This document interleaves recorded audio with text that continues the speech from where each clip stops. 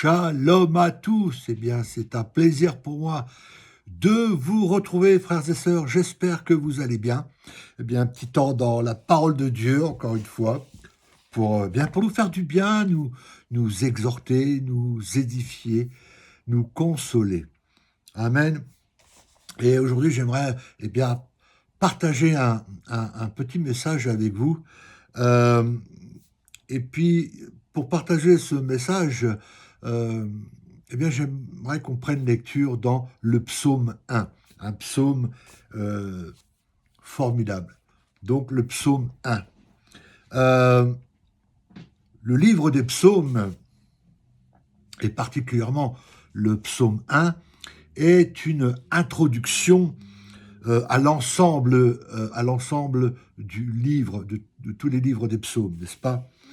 Euh, ce chapitre 1 établit un contraste, n'est-ce pas, entre deux types de personnes.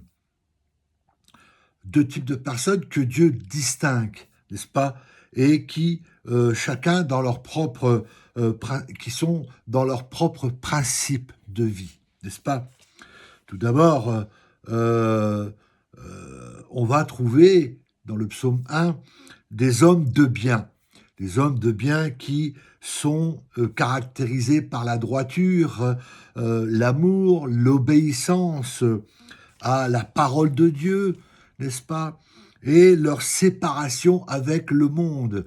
C'est ce que nous voyons au verset 1. Il le dit bien, heureux l'homme, n'est-ce pas?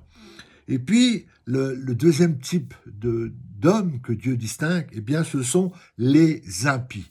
Les impies qui représentent, n'est-ce pas,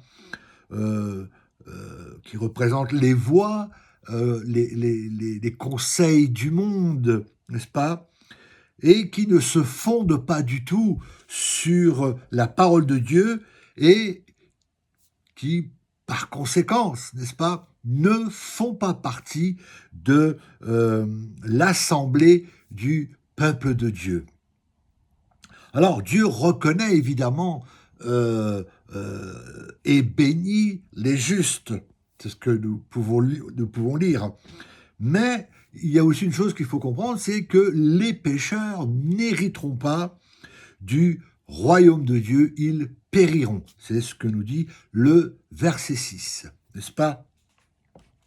Alors, la séparation entre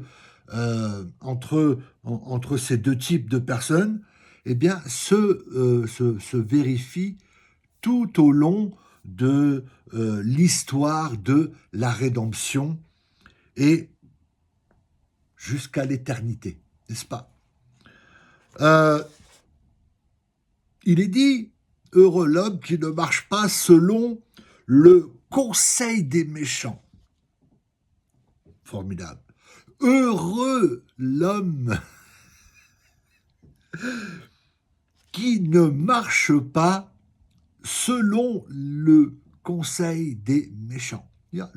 Selon les conseils du monde, selon l'idéologie du monde, selon les pensées humaines, selon la philosophie humaniste. Non, heureux l'homme qui ne marche pas selon le conseil de ces personnes-là. Hein? Alors, vous pouvez remarquer que le verset 1 des psaumes, hein, du psaume, eh bien, je le rappelle encore, met l'accent sur la distinction entre les justes et les méchants.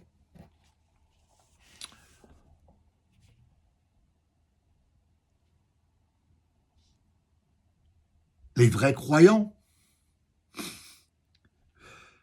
peuvent se distinguer par ce qu'ils ne font pas.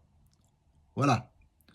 Les endroits et les gens qui ne fréquentent pas. Voilà comment on reconnaît les croyants, selon ce qu'ils ne font pas. Ils ne participent pas aux choses du monde, ils ne participent pas à toute cette corruption, toutes ces abominations que nous voyons. Ils ne fréquentent pas des endroits malsains, n'est-ce pas? et des gens, ils ne fréquentent pas les gens, voilà, toxiques, hein, si je peux dire ainsi, n'est-ce pas? Euh, Simplement, j'aimerais vous dire ceci, c'est que personne ne peut connaître les personne ne peut connaître la bénédiction de Dieu sans abandonner toutes ces choses, c'est-à-dire les choses du monde, euh, euh, qui sont effectivement qui sont nuisibles et destructrices. Les choses du monde, la pensée humaniste, et tout ce que l'on trouve aujourd'hui dans toutes ces exagérations, de toutes ces choses qu'on trouve normales, des choses qui sont en abomination aux yeux de Dieu et que l'homme trouve normales, eh bien, voilà, si nous voulons vraiment connaître les bénédictions de Dieu, eh bien, nous devons abandonner tout ça, nous devons nous éloigner, nous devons vraiment laisser ça dans le monde, n'est-ce pas? Parce que pour l'âme du croyant, c'est quelque chose de nuisible, voire destructrice. Et ils sont destructrices pour les gens du monde, parce qu'ils ne voient pas, parce qu'ils ne comprennent pas. Et ils ne cherchent pas à comprendre, ils ne cherchent pas à voir. Alors, il y a aussi le verset 2 qui est très intéressant, n'est-ce pas? Il nous dit qui trouve son plaisir dans la loi de l'Éternel. Ô Seigneur, gloire au Seigneur. Alors là, là aussi, certains vont grasser des dents, les grincheux, les vieux grincheux évangéliques pentecôtistes. Oh, la loi, oh, on ne vit pas sous la loi, on ne vit pas sous la loi. Bon, bref, on ne va pas s'éterniser sur leur discours, n'est-ce pas? Mais le verset 2 nous dit une chose quand même intéressante, il nous dit qu'il trouve son plaisir dans la loi de l'Éternel, la loi morale.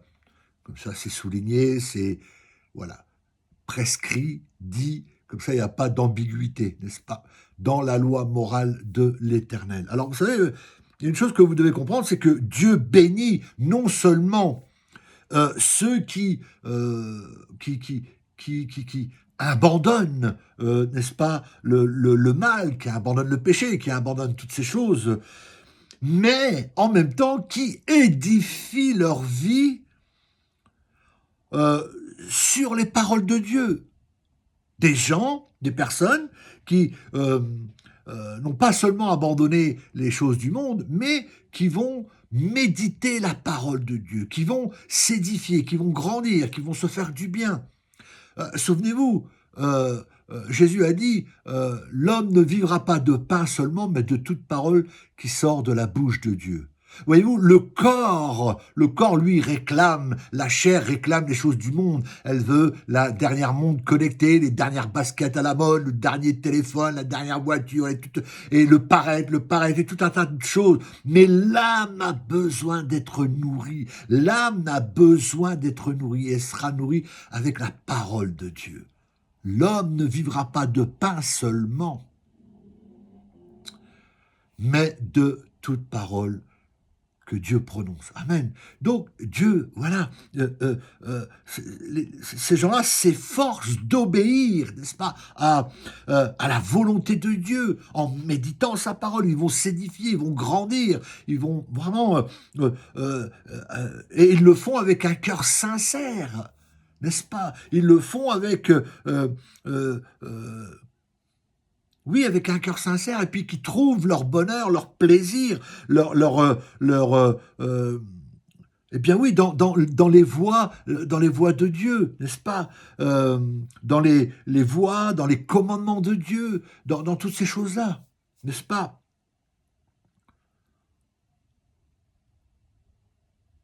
Alors, évidemment, leurs actions, ce qu'ils font, eh bien, est marqué par leurs actions, je ne dirais pas marquées, mais sont motivés. Je parle pour ceux qui sont réellement motivés. Hein. Eh bien, ils sont motivés par un esprit et par un esprit et des émotions marquées par la rédemption.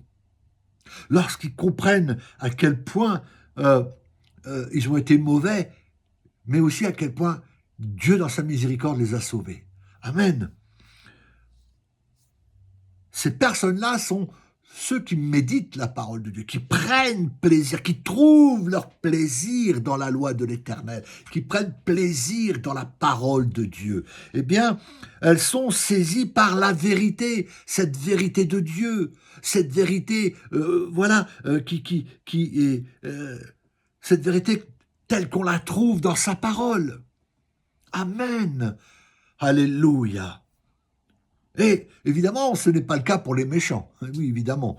Eux, eh bien, ils périssent. Ils périssent parce qu'ils n'ont pas reçu l'amour de la vérité. Alors, en même temps, au travers de ce message, je vais vous donner aussi des références bibliques que vous pouvez noter. Et ensuite, vous pourrez aller regarder dans vos Bibles et comparer le message avec les différents textes bibliques que je vais vous donner. Donc je disais simplement que là, les méchants périssent. Pourquoi ils périssent? Pourquoi? Parce qu'ils n'ont pas reçu l'amour de la vérité, selon 2 Thessaloniciens au chapitre 2, verset 10. Vous pouvez noter cette référence. Il y en aura d'autres encore. Hein. Maintenant, ceux qui s'efforcent, n'est-ce pas, qui s'efforcent de vivre selon les bénédictions de Dieu, eh bien, voilà, elles méditent la parole de Dieu. Elles méditent, quand il dit, là, dans ce verset 2, il dit, qui trouve son plaisir dans la loi de l'Éternel. Mais nous devons comprendre que c'est quoi? C'est à savoir qui prend plaisir à la méditation, à la parole de Dieu, qui médite la parole de Dieu. Dans Hébreux 4, la Bible nous dit que la parole de Dieu est vivante. Alléluia! Elle est efficace, elle est plus tranchante qu'une épée à double tranchant. Elle doit vivre en nous et nous devons aller la chercher, cette parole, pour qu'elle vive en nous. N'est-ce pas? Et cette parole, lorsque nous la cherchons, nous la trouvons, qu'est-ce qu'elle produit? Eh bien, elle nous façonne. Elle façonne nos pensées, elle façonne nos attitudes, elle façonne nos actions. N'est-ce pas? Lorsque nous lisons les saintes écritures, lorsque nous méditons, lorsque nous cherchons, lorsque nous prenons le temps de lire, et en même temps, en y réfléchissant, n'est-ce pas? Et en même temps, en la comparant avec d'autres textes, n'est-ce pas? Eh bien, on arrive à un stade, lorsqu'on médite ces passages, n'est-ce pas? Lorsqu'on les médite, eh bien, il y a des questions qui peuvent nous venir en tête. Il y a des questions qui nous viennent à l'esprit. Par exemple, lorsque nous lisons un texte, on peut très bien se poser la question, y a-t-il dans ce que je suis en train de lire, est-ce qu'il y a une promesse que je peux revendiquer? C'est une des questions qu'on peut se poser. Ou bien, ce passage révèle-t-il un péché particulier auquel je dois m'efforcer d'éviter? Ou bien, Dieu me donne-t-il un ordre particulier auquel je dois obéir? Voyez-vous, chaque fois que nous lisons un texte, quelque chose, il y a des questions qui nous viennent à l'esprit. Par exemple, on peut aussi dire, mon esprit est-il en harmonie avec ce que dit le Saint-Esprit? Ben oui. Ou bien, ce passage présente-t-il des vérités concernant Dieu, le salut, le péché, le monde, je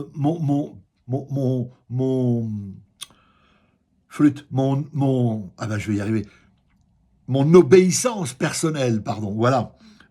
Sur lequel j'ai besoin d'être éclairé par le Saint-Esprit. Voyez-vous, il y a toutes sortes de questions qu'on peut se poser, n'est-ce pas? Amen. Alléluia, gloire au Seigneur. Alors, là, il y a le verset 3. On va passer au verset 3 parce qu'il est très, très intéressant.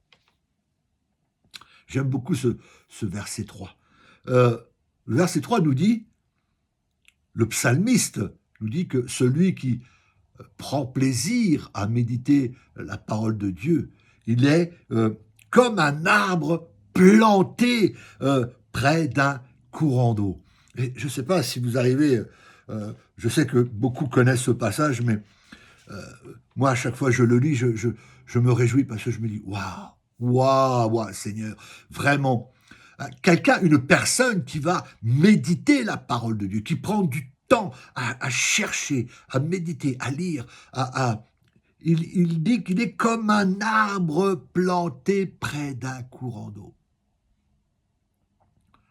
Voyez-vous, ce texte nous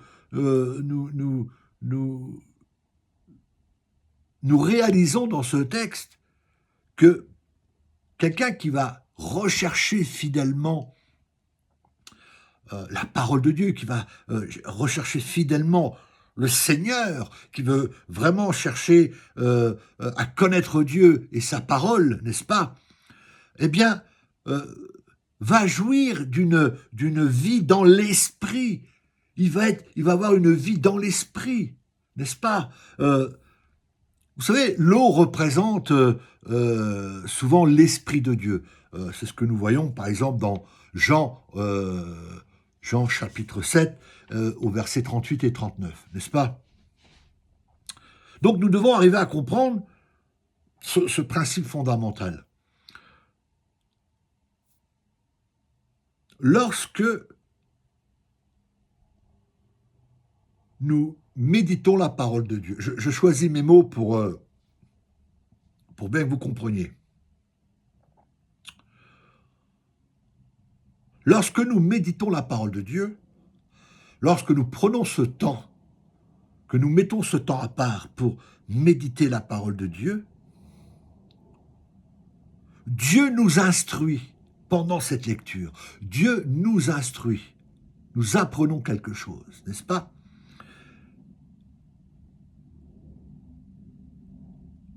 Et le fait que Dieu nous instruit, ça nous permet d'avoir un accès par l'esprit à une source de vie intarissable. Amen. Voyez-vous, lorsque nous prenons le temps de méditer la parole de Dieu, je ne veux pas dire, je ne suis pas de ceux qui te disent, ouais, en un an, j'ai lu la Bible en un an. D'accord, tu l'as lu en un an, c'est très bien. Mais qu'as-tu en tiré? Quelles sont les leçons que tu as tirées? Quelles sont les choses qui t'ont apporté des transformations? Parce que c'est facile de dire, je lis ma Bible en un an, alléluia, gloire au... Oh, il a lu sa Bible en un an, c'est merveilleux. Mais qu'est-ce que tu as compris? As-tu tiré quelque chose? A-t-il des leçons, des choses que tu as pu en tirer? La méditation, c'est quelque chose qui demande du temps, qui demande du temps, de la patience, de la persévérance, de pouvoir décortiquer chaque mot, de pouvoir décortiquer chaque verset, chaque chose. Voyez-vous, la méditation. Et Dieu nous instruit dans ces moments-là. Il nous ouvre l'esprit, nous ouvre les yeux de notre intelligence, il ouvre nos cœurs. Et là, il nous fait comprendre toute la profondeur, toute la richesse de sa parole. Et on voit la parole. Et à ce moment-là, cette parole, elle vit. Et lorsque nous demeurons lorsque nous demeurons dans sa parole, lorsque nous demeurons en Christ, lorsque nous demeurons dans sa parole, eh bien, par l'Esprit, nous avons accès à une vie intarissable. Amen. Une vie d'abondance qui coule. Il est comme un arbre planté près d'un courant d'eau, constamment arrosé, constamment. N'est-ce pas? Et regardez ce qu'il dit après. Il dit, tout ce qu'il fait, lui réussit. Amen. Alléluia. Mais gloire au Seigneur. Mais alors, là aussi, il faut être prudent. Alors, attention, parce que cette phrase peut... voilà. Voyez-vous, lorsqu'il est dit tout ce qu'il fait lui réussit, ça ne veut pas dire que, ça ne signifie pas que le juste connaîtra aucune difficulté, qu'il ne subira pas d'échec. Non, non, c'est bien tout le contraire. C'est tout le contraire, n'est-ce pas? C'est plutôt qu'il sera, il est fidèle, il restera fidèle au Seigneur, il restera et il sera même à reconnaître, n'est-ce pas, la volonté et la bénédiction de Dieu, même dans les circonstances les plus tragiques, n'est-ce pas? La troisième épître de Jean, chapitre 1, verset 2. Maintenant, on va terminer avec les versets, à partir du verset 4 jusqu'au verset 6. Donc, vous voyez que le psaume 1 décrit la condition des pécheurs et des pécheurs impénitents, n'est-ce pas? Et le psalmiste utilise trois images terribles.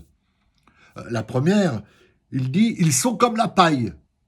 Voyez-vous, ils sont comme la paille. C'est-à-dire qu'ils sont dissipés, ils sont dispersés, ils sont... oui, ils sont dispersés comme ça, dissipés par des forces qu'ils ne comprennent pas et qu'ils ne voient pas.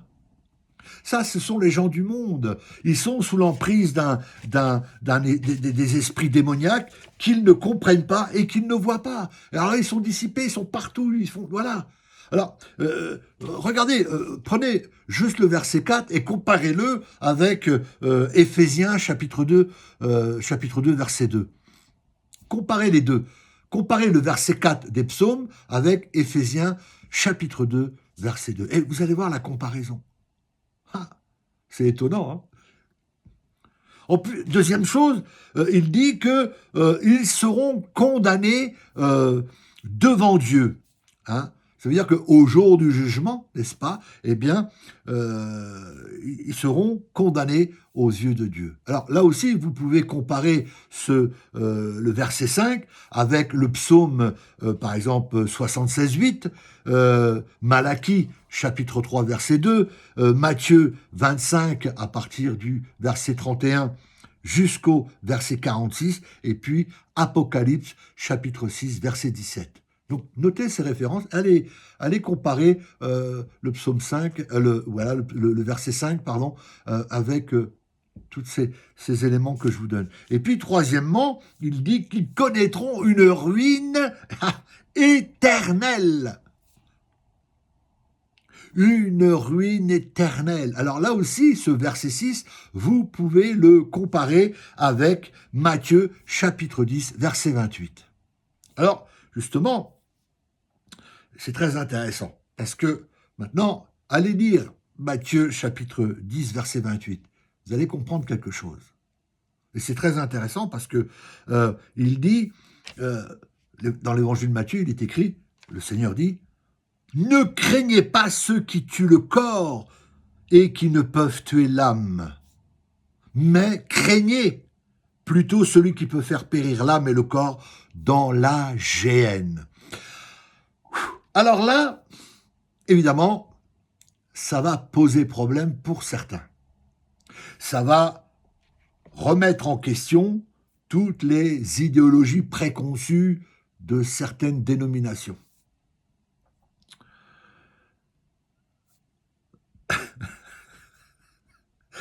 Une fois de plus, c'est la parole de Dieu qui parle. Moi, je ne parle pas de moi-même, n'est-ce pas? Ici, le mot « géhenne » a été traduit du grec « géhéna ». Dans ce texte de Matthieu, la géhenne désigne un lieu de tourment éternel, n'est-ce pas? Un lieu de tourment, de châtiment éternel, n'est-ce pas, qui est réservé aux impies, n'est-ce pas? Marc, chapitre 9, à partir du verset 44 jusqu'au verset 47. Donc il faut comprendre que les Saintes Écritures nous enseignent. Alors là, c'est important parce qu'il faut que vous arriviez à assimiler ces choses-là et à comprendre. Vous savez que les Saintes Écritures nous enseignent que l'existence de l'homme ne s'arrête pas à sa mort, non, mais qu'elle continue dans l'éternité. Eh oui, c'est là où ça pose problème, où beaucoup de gens ont du mal à suivre, ont du mal à comprendre. Parce que l'existence de l'homme ne s'arrête pas à sa mort, puisque elle continue dans l'éternité. Alors, l'existence de l'homme après sa mort, eh bien, il n'y a pas 50 solutions, il n'y a pas... Non, il n'y a que deux choses. Soit elle est dans la présence de Dieu, n'est-ce pas? Soit elle est dans la présence de Dieu, soit elle est dans ce lieu de châtiment éternel, c'est-à-dire en enfer. Eh oui, c'est pas moi qui le dis, c'est la parole de Dieu. Donc alors, vous pouvez noter, j'aimerais que vous puissiez noter quelques points importants de ce que je suis en train de dire. Premièrement, il faut comprendre une chose. Jésus nous enseigne qu'il existe réellement un endroit de châtiment pour tous ceux qui sont condamnés. Jésus, je le répète encore une fois, nous enseigne qu'il existe un endroit, un lieu de châtiment, n'est-ce pas, pour tous ceux qui sont condamnés devant Dieu. Oui, on peut le lire dans, par exemple, prenez note des références bibliques, Matthieu chapitre 5, verset 22, et puis les versets 29-30, et puis chapitre 18, verset 9, chapitre 23, verset 15, et puis verset 33. Et puis Marc, chapitre 9, verset 43, verset 45 et verset 47. N'est-ce pas? Et puis Luc, chapitre 10, verset 15 et chapitre 12, verset 5. Donc, vous voyez, vous pouvez les comparer, vous pouvez les regarder, vous allez voir, n'est-ce pas? Donc, voyez-vous, il faut comprendre que c'est une réalité terrifiante. Elle existe. C'est pas simplement pour faire peur aux gens, c'est pas pour leur mettre la pression, mais c'est une réalité terrifiante d'un châtiment permanent dans un lieu où le feu ne s'éteint pas. Marc, chapitre 9, verset 44. Oui. C'est d'un feu éternel qui a été préparé, n'est-ce pas, pour le diable et ses anges, nous dit la parole de Dieu, n'est-ce pas, dans Matthieu, chapitre 25, verset 41.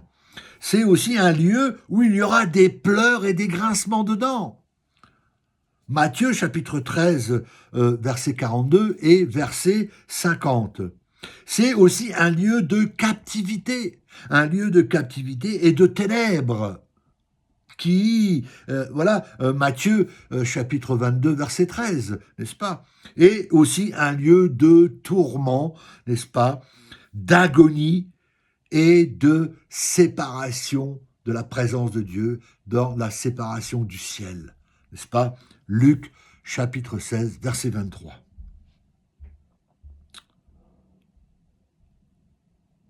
Alors, si vous prêtez attention, si vous prenez le temps de lire et de voir un peu, si vous prêtez attention, vous verrez que l'enseignement des épîtres, n'est-ce pas, eh bien, est essentiellement identique. Les apôtres parlent d'un jugement divin, n'est-ce pas, un jugement imminent qui servira à châtier tous ceux qui n'auront pas obéi, n'est-ce pas, à l'évangile.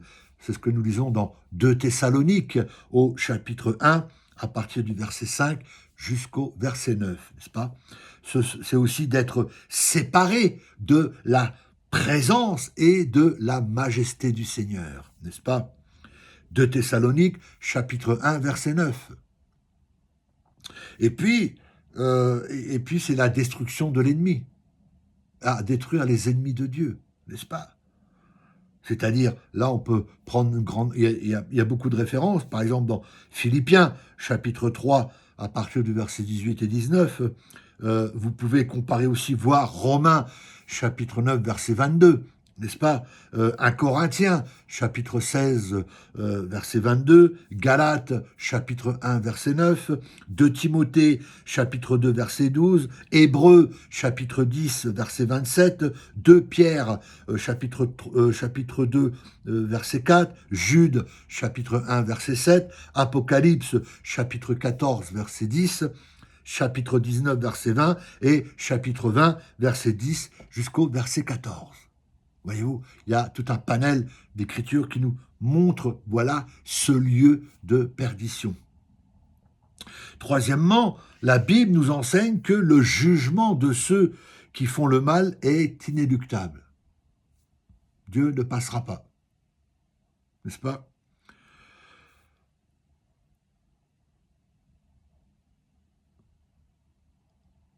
L'idée maîtresse est celle de la condamnation, de la souffrance et de la séparation d'avec Dieu.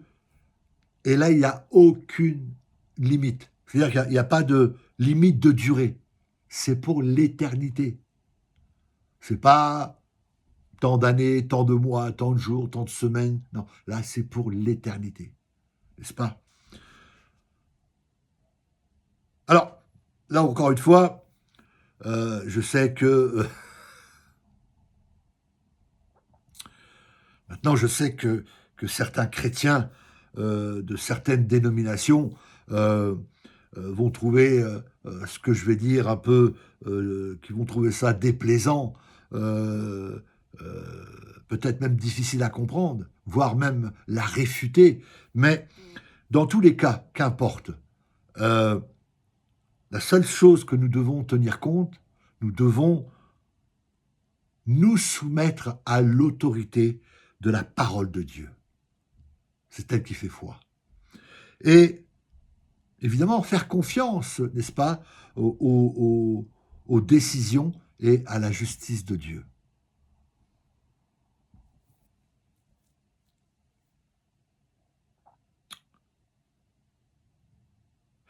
Alors, pour terminer, je dirais, quatrièmement,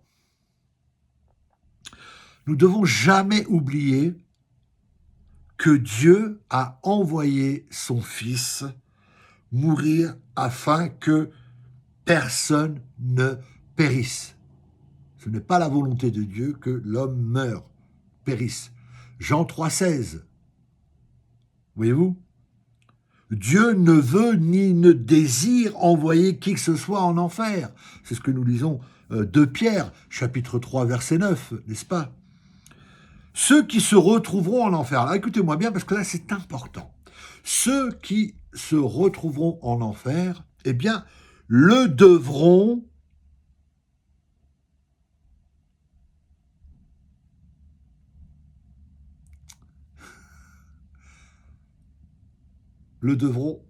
à leur refus d'accepter le salut de Dieu. Ceux qui se retrouveront en enfer ne pourront pas dire c'est de la faute d'un tel, non, c'est de leur propre faute. Ils le devront à eux-mêmes. Ils le devront pour leur refus du salut qui a été offert par Dieu. Romains, chapitre 1, verset 16, jusqu'au chapitre 2, verset 10. Ils le devront à eux-mêmes.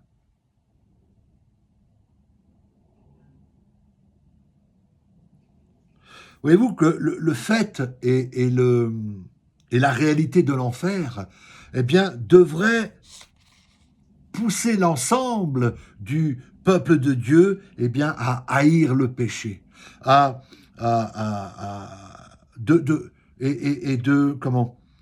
de manière absolue. Nous devons haïr le péché d'une manière absolue, pas d'une manière superficielle, mais vraiment, on doit haïr le péché sous toutes ses formes. N'est-ce pas? Et puis, à chercher continuellement, eh bien oui, aller chercher les perdus qui sont dehors. Allez les chercher, ces gens-là. Et puis, nous devons aussi, notre rôle, avertir les hommes hein, qu'il y a bientôt un juste jugement de Dieu. Nous devons avertir les hommes que très bientôt, il y aura le juste jugement de Dieu et que personne ne pourra y échapper. Chaque être humain passera au jugement de Dieu. Alors, pendant qu'il fait encore jour, pendant que nous avons la lumière, eh bien, allons annoncer aux hommes qu'ils ont à se repentir. Allons apporter aux hommes ce message en leur disant, bientôt, le juste jugement de Dieu va arriver. Continuons de travailler, continuons de travailler pour le Seigneur, continuons d'aller chercher les âmes, continuons d'aller évangéliser, continuons à aller annoncer la bonne nouvelle aux perdus. C'est notre travail. Amen. Amen. Voilà, j'ai voulu partager ce message avec vous, mes frères et sœurs. Mais écoutez, soyez bénis. Je vous souhaite une bonne journée. Merci à vous tous encore pour votre soutien, vos messages. Vraiment, ça me touche beaucoup. Alors, soyez tous bénis, bonne journée. Et je vous dis à très bientôt pour un autre temps dans la parole de Dieu, un temps de partage, d'édification. Voilà. Alors, soyez bénis, je vous dis à très bientôt. Shalom à tous. Bye bye.